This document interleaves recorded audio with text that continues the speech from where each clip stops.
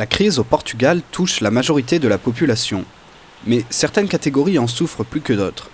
C'est le cas de la jeunesse portugaise, fouettée par la crise, l'austérité et par une économie structurellement incapable d'offrir des emplois du niveau des qualifications des jeunes portugais. Un jeune sur 3 du pays est aujourd'hui au chômage.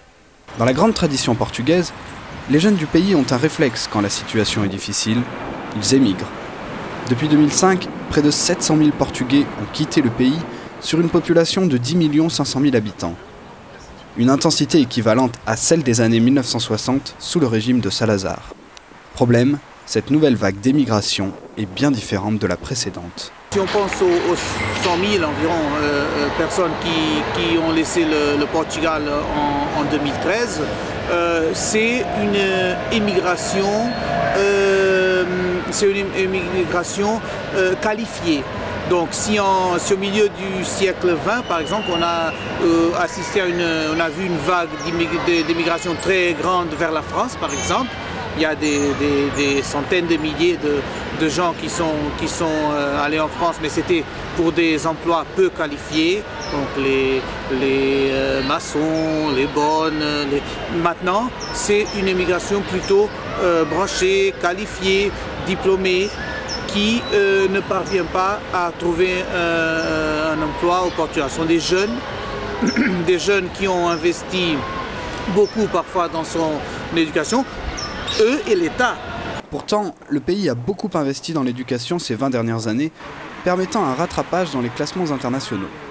Un investissement qui s'arrête, des laboratoires ferment, des programmes de recherche sont annulés, et la recherche théorique est sacrifiée au profit de la recherche appliquée, comme l'explique Nuno Miguel Proença, chercheur en philosophie à l'Université des sciences sociales de Lisbonne. Un nombre très considérable de jeunes chercheurs, de jeunes professeurs,